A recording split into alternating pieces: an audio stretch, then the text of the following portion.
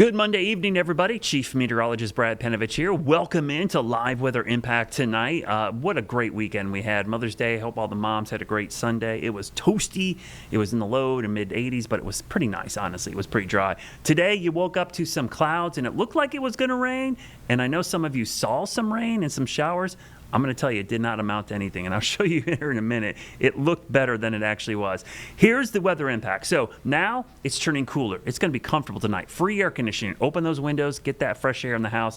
Next, seasonable all week. This is the week to soak it in. This is our last week of spring, okay? Because it's going to be full-on summer here coming up by the weekend, and that's what's new. We've got a heat wave building for the weekend, so just get ready right now. High temperature today, 71. So, yeah, a little bit below average, a little bit above average this morning, kind of a wash. No official rain at the airport, though.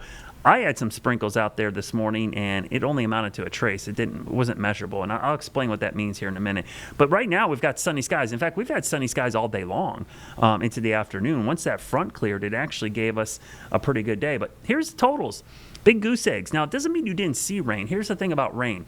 If you see rain or drops on your car, but it doesn't amount to more than 0.01, it counts as a trace. That means it was not measurable. So, like many of you, you probably had water spots all over your car, but that was all it amounted to. It didn't really accumulate. So, unless you were in Jefferson, North Wilkesboro, Mount Airy, you got big goose eggs today. And even if you got those small amounts, those wouldn't amount to a whole much. Where's that storminess now? It's all off to the east. In fact, these became some pretty good little thunderstorms around the Myrtle Beach area, Wilmington area.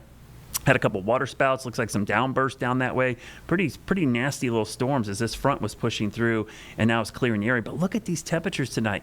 Open your windows. I beg you to do it tonight because you will not get a chance again probably till the fall after this week. So the pollen is all done. There's still a little bit out there, but nothing like the height of the season. So open those windows. This is a great opportunity to kind of, what they call that, burp in your house when you get fresh air in the house. I'm or sorry, whatever. you say burp in your house? Burping in your house. It's called, I've never heard that. You're trying to get fresh air, exchange the air in your house because once you turn that AC on, you know how it is. It's probably not going off until October.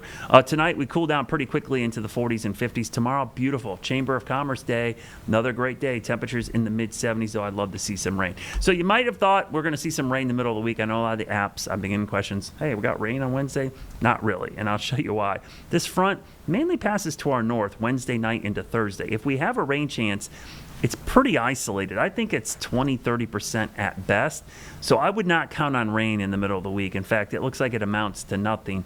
Our severe weather risk is low all week. We saw those storms along the coast. By Wednesday, the same front that's heading our way does produce a couple strong storms north, but that's it.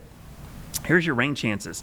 Wednesday night, Thursday morning, less than 20%, folks. It's just not much out there. In fact, this is starting to look like another drought builder. We're already in the drought. We had that rain last week. We were hoping the pattern would be more favorable, but this is more hot, dry weather. And I think once this pattern sets up, this is bad news going into summer because we're going to full on go into it now, and that you just got to rely on pop-up storms once you get to summer. You can see how the pattern sets up. The ridge over the southeast, I mean, there is zero rain or 1/10 of an inch or less for almost everybody. That is not going to cut it in a drought. In fact, the upper level pattern, the jet stream, after that little dip in the jet stream on Wednesday, Thursday, we see a ridge build over the southeast, and this looks just like summer. In fact, that's a classic summer setup. That's the Bermuda High, and look where it's centered. Over in Bermuda, exactly where it's supposed to be. So hopefully we get some hotter, humid weather, and that will produce pop-up showers and thunderstorms. But I'll tell you what, the 6 to 10 day outlook, 70+% chance of above average temperatures. The 8 to 14 day outlook has 70% or higher chances of above average temperatures. So that gets us through the 25th, gets us well past Memorial Day. And once you get past that with heat, there's no turning back. It's not like we start getting cold fronts in June. It just doesn't work out that way. So here's your heat for the weekend, upper 80s, low 90s. I know our pool opened this weekend. A lot of folks will have their pools opening. Perfect timing because here comes the heat. In fact, our Jerry Hunt Supercenter 7-day forecast shows the heat beginning to build Saturday into Sunday. So that's why the next 4 days, you really kind of got to soak it in because these morning lows in the upper 40s, low 50s will feel absolutely fabulous and really a great week. Not much rain either. That 20% chance isn't going to amount to much. And a reminder, on Friday, Charlotte Water does institute their mandatory water restrictions. Those go into effect, I believe, at 8 a.m. in the morning, if I'm not mistaken. So if you want to get some last-minute power washing or watering in, do it this week, and then just do the sensible stuff. Odd numbered addresses, I believe, is Saturday, Tuesday, even is Sunday, Thursday. And no filling your pools, no car washing at home, no power washing at all. Hand watering's okay. So if you have a garden or plants, use the hand watering. That's the way to do it. And again, make sure you're following those guidelines carefully, because I think it's a $100 fine, and every instance is another $100 fine. So they start piling up, and then you get into all kinds of issues with water being shut off and stuff. So we don't want that. And we got to conserve, because as you can see, the heat really cranks up in the 10-day forecast. And as this heat builds, evaporation rates go up. We actually start wanting to use more water as it gets hotter and drier like this. So that's why we have to save it for the summer to get us through the summer months. And the only glimmer of hope here is on Wednesday, Thursday next week, as a Bermuda high sets up, we might see more of the hot, humid weather. That's why it's a little bit cooler with temperatures in the mid-80s, upper 80s. That might mean more pop-up showers and thunderstorms. So possibly a summer pattern that lets us get a little bit more into that active afternoon thunderstorm risk, which at the very least gives somebody some rain. Not everybody, but somebody will get lucky every day with some pop-up storms. So stick around. Tim's going to join me. We'll talk about the weekend weather and obviously the week ahead coming up in just about 2.5 minutes. Weather Impact Live with Brad Panovich is sponsored by Moisture Lock, crawl space, basement, and foundation repair experts serving the Carolinas since 1988. Tired of all this rain? Does your yard look like a swamp after it rains? Hi, I'm Greg Doggett with Moisture Lock, Charlotte's premier waterproofing and foundation repair company. The longer water sits, the softer soil will become. This can cause foundation issues. If you're having drainage issues, contact Moisture Lock. We'll get the water away from your home and out of your yard. Moisture Lock, stabilize, enhance, protect.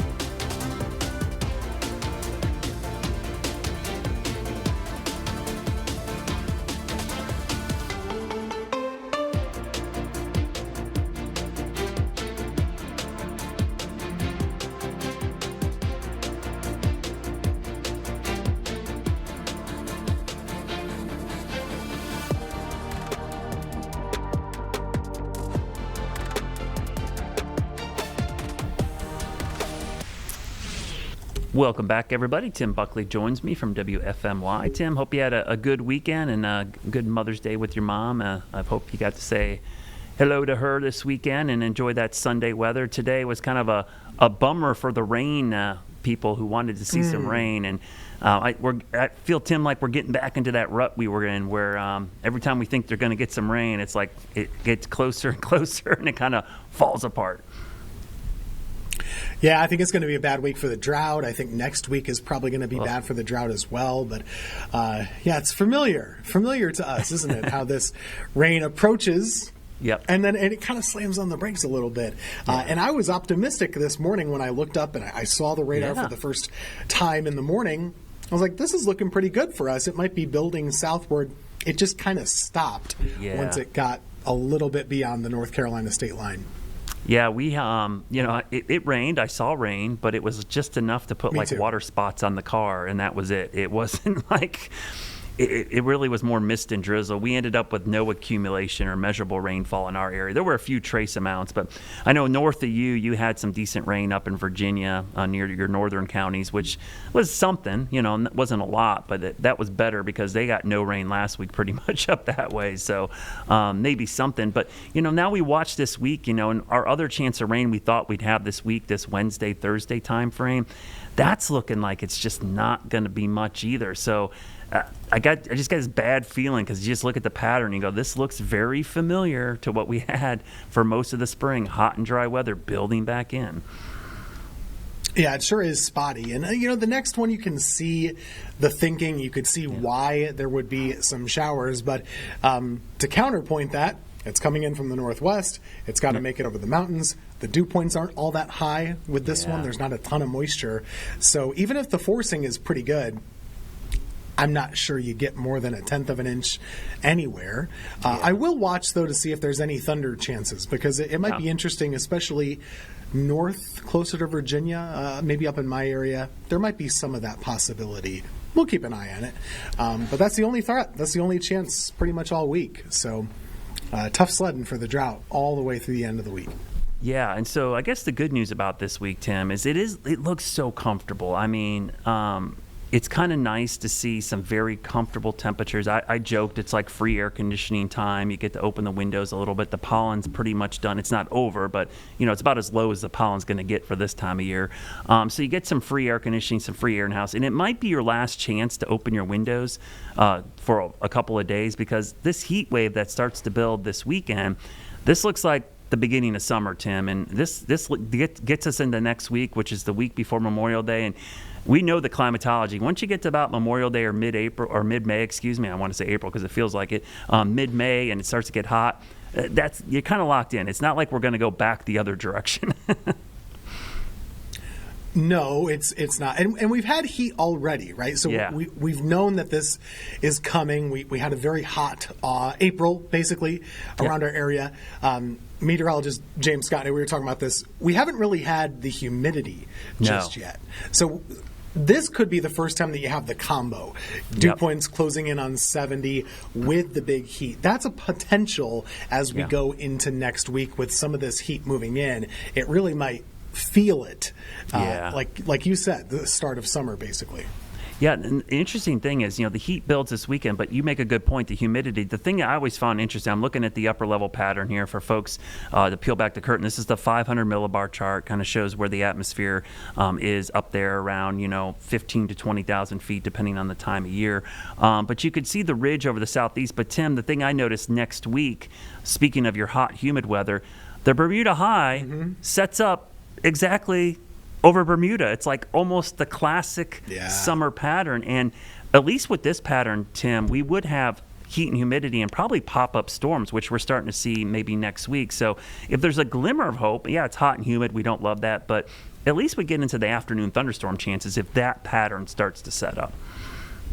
I do think there would be that chance, and you're starting to see that maybe advertised in a couple of the models. But if you have enough humidity, there's enough forcing at least, you might start to get the hit or miss storms. Now, everything hit or miss is usually frustrating. Oh, it's the worst. When you're in a drought, all you're going to hear about is where it didn't rain. You won't hear about where it did rain because and Brad Yeah, go ahead. I was going to say, did you know storms always split around my house? That's Yes. just the way they always do it. Yes. So that's kind of something we'll hear a lot Yeah, of. we could do a whole show on that. There is some cool psychology to that because, and Tim and I, just like everybody else, we have lawns and gardens. We would love to get water on, and we notice Sure. when the rain doesn't come to our house, obviously. But because we watch such a big area, we know it rained in other parts of the area. I think what happens to the average person, they just know it didn't rain at their house. They have no idea it rained anywhere else, or they hear the loudness of a thunderstorm in the distance and it doesn't come to their house and they think, oh, it must have went around my house. I always tell people,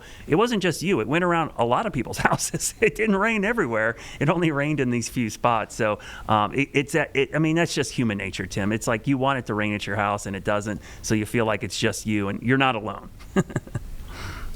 Sure enough. Yeah, I'm kind of feeling like that lately. Greensboro's had the short end of the stick on a lot of things, but just know it's truly random nature. It starts on a dartboard a lot of times in the summer, except for local forcing. Like the mountains can get some storms popping over them. The sea breeze can do that out at the coast. And, speaking of the coast, we saw some really cool water spouts earlier today. Pretty impressive down mostly in the Crystal Coast area, I think, is where a lot of them were popping up near Morehead City.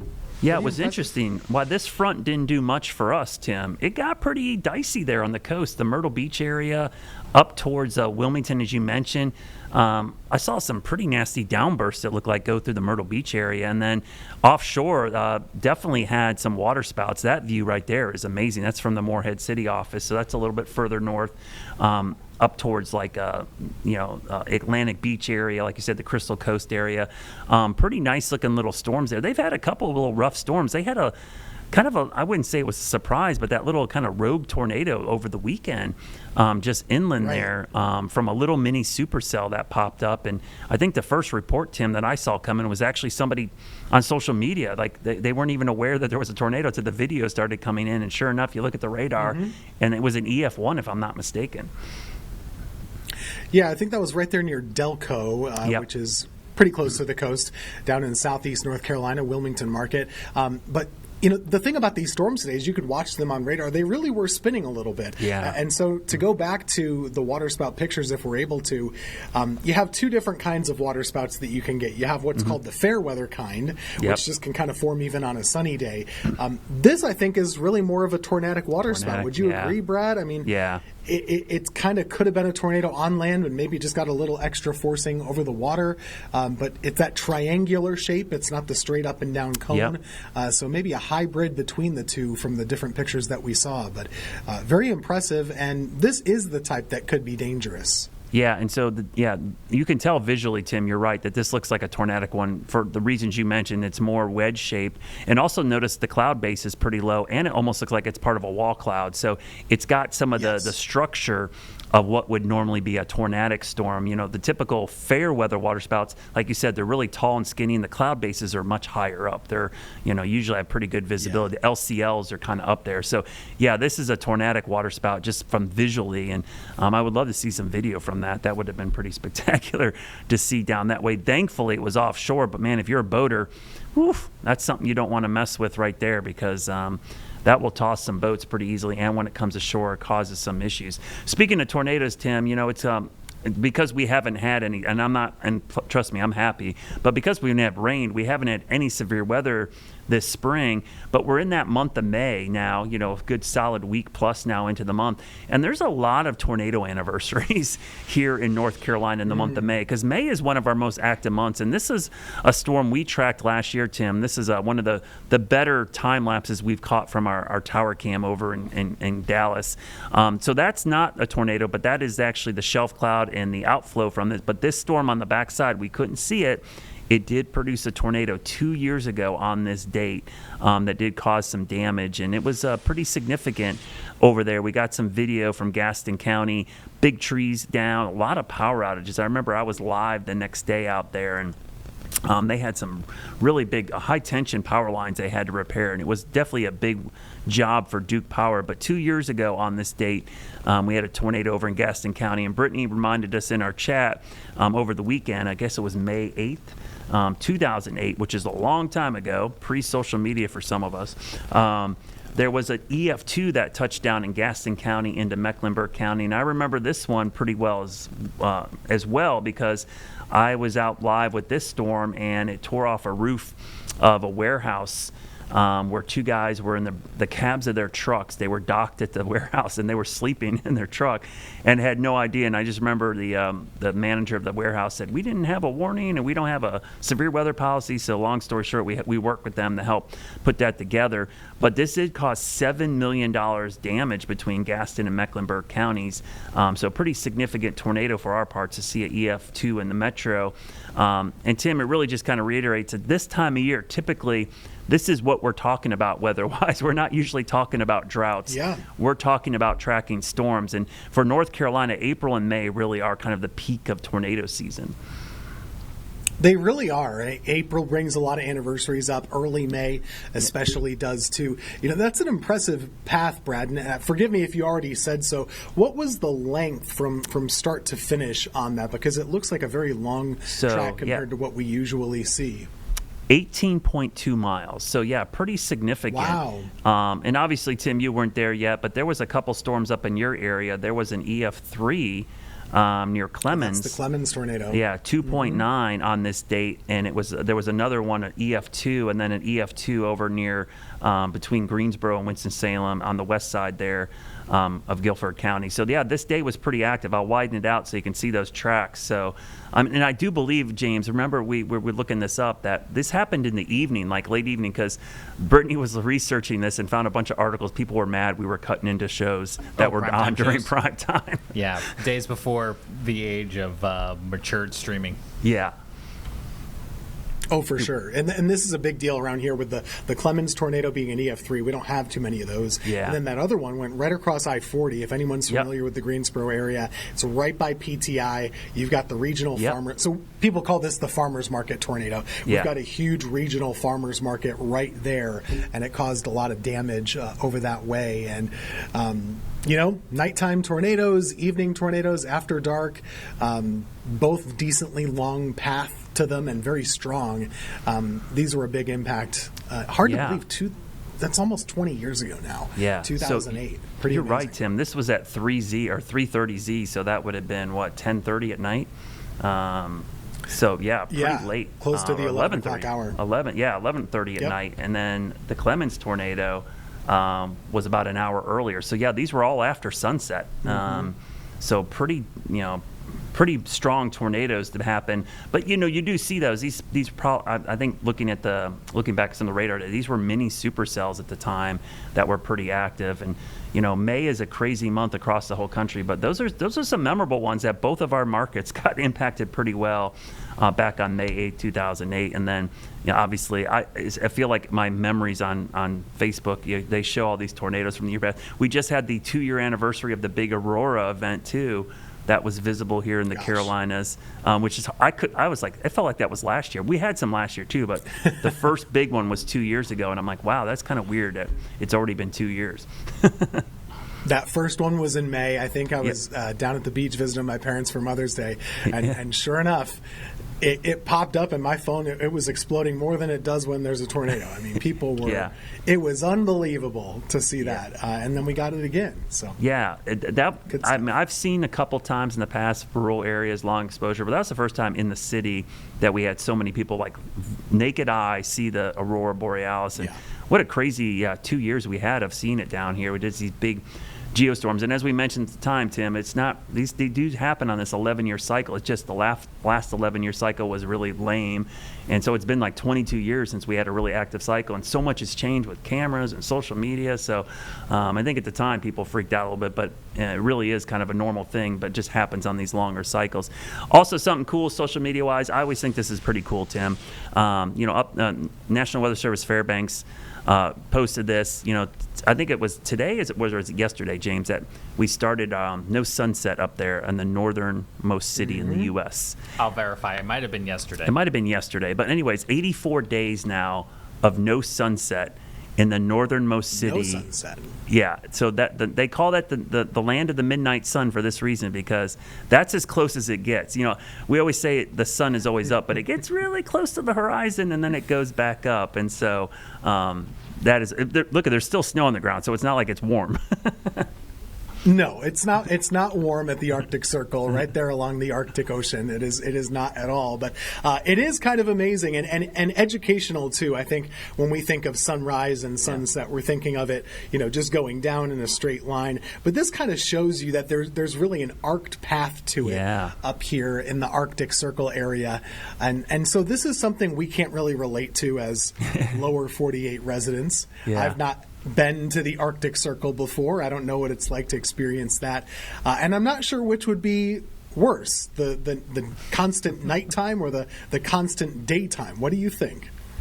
I think both. I mean, I think it both would play with your mind a little bit. Yeah, so I'm sorry, I don't remember the Inuit name, but it's formerly Barrow, Alaska, but it's been kind of renamed. It's 10 degrees there, by the way. Yeah, Tim, you were really 10 good degrees. at that. Yeah, 10 degrees. So I practiced earlier. Yeah, so there you go, 10 degrees for folks that remember. But yeah, I would love to just go up there once just to kind of experience that. I would take endless sunlight because at least I could throw the curtains. Yeah. By the way, it started on Sunday, and you have until August 2nd if you want to experience endless sun. Endless sun. I mean, that's the thing about It's up north. neat. Everyone talks about the long winter nights, but that's the flip side of this. They get this forever daylight. And even my 1 year up in northern Michigan, Tim, I lived in Traverse City for a year. I was a chief at the Fox station. I remember the middle of the summer. It's crazy how long the days are up there. You're twofold. You're pretty far north, but we're almost in the central time zone. 4th of July, if I'm not mistaken, they didn't launch the fireworks till like 11:15 at night because it was still daylight out almost till like 10:30. It's just, it's crazy how long those daylight hours go up there. But then obviously the flip side, in the winter, it's dark by 4 o'clock in the afternoon. So, but the summers can be amazing in some of those northern cities. Yeah, that does mess with you a little bit. I remember my family, we went to Ireland a few summers ago, and like you said, it was daylight basically well past 10 p.m. So we get used to things down here. It's not like that everywhere. Yeah, it's definitely much different. Yeah. So coming up this week, Tim, I think the story is going to be the drought monitor coming up on Thursday. We'll have to see what last week's rain did, if anything. We've got water restrictions going into effect this Friday, so I think it's going to be raise awareness again because a lot of these water restrictions are going to start kicking in some of the bigger cities. And as you know, we're going into summer. As it gets hot, people tend to want to use more water, so that's the reason we're conserving it, because that's going to be a big story going forward. That's true. In the meantime, we might have a good sunset. Take a look right around 8 or so this evening and see what happens. Yeah, good call. Good sunset weather. Get out there and take a picture.